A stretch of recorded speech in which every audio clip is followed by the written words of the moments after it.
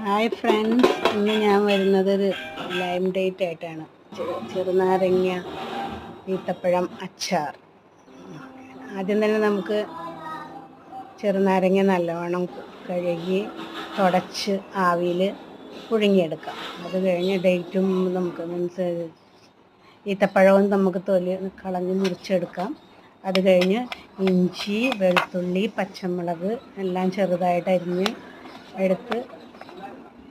എടുത്ത് വയ്ക്കാം. അതിന് വേണ്ടിയിട്ട് നമുക്ക് ഇതിൻ്റെ കൂടെ മുളക്, പച്ചമുളക്, വെളുത്തുള്ളി, ഇഞ്ചി ഇത് അരിഞ്ഞത് എടുത്ത് വെച്ചിട്ടുണ്ട്. അത് കഴിഞ്ഞ് നമുക്ക് നാരങ്ങ ചൂടാറി വരുമ്പോൾ നമുക്ക് ആവിയിൽ വേവിച്ചെടുത്തതാണ്. ചൂടാറി വരുമ്പോൾ നമുക്ക് 8 പീസായിട്ട് ഇതുപോലെ തന്നെ മുറിച്ചെടുക്കണം.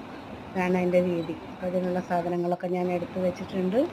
എല്ലാം ഇനി നമുക്ക് അച്ചാറുണ്ടാക്കാൻ നോക്കാം. അച്ചാറിന് വേണ്ടിയിട്ട് നമ്മൾ എന്തൊക്കെ എടുത്ത് വെച്ചിട്ടുണ്ട്: ഇഞ്ചി, പച്ചമുളക്, ഉപ്പ്, മുളക്. ഇനിയിപ്പോൾ ഞാൻ ഈ നാരങ്ങയിൽ നമുക്ക് ഉപ്പിടാം.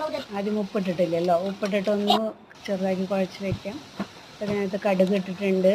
എല്ലാ പച്ചമുളക്, ഇഞ്ചി, വേപ്പില, ഉലുവപ്പൊടി ഇടുന്നു, കായപ്പൊടി ഇടുന്നു, പിന്നെ കറിവേപ്പില, നമ്മുടെ സ്വന്തം വീട്ടിലുണ്ടായ ഫ്ലാറ്റിലുണ്ടായ കറിവേപ്പില, മുളക് പൊടി, കാശ്മീരി മുളക് പൊടിയും ഇടുന്നുണ്ട്, എരിവുള്ള മുളക് പൊടി ഇടുന്നുണ്ട്. അപ്പോൾ അതൊക്കെ കൂടി അത് കഴിഞ്ഞാൽ നമുക്ക് വിനാഗിരി ഒഴിച്ചു കൊടുക്കാം. വിനാഗിരി ഒഴിച്ച് തിളച്ച് വരുമ്പോൾ നമുക്ക് കുറച്ച് വെള്ളം കൂടെ ഒഴിച്ച് കൊടുക്കേണ്ടി വരും. കുറച്ച് ലൂസായിട്ട് ഇരിക്കും. വെള്ളം ഒഴിച്ച് അതിനകത്ത് ഉപ്പ് നമ്മൾ ചെറുനാരങ്ങയിൽ ഇട്ടിട്ടുള്ളത് കൊണ്ട് നമുക്ക് പിന്നെ ഉപ്പ് ആഡ് ചെയ്യേണ്ട ആവശ്യമില്ല. അപ്പോൾ എല്ലാം ശരിയായി. ഇനി പിക്കിൾ നമുക്ക് റെഡി ആയിട്ടുണ്ട്.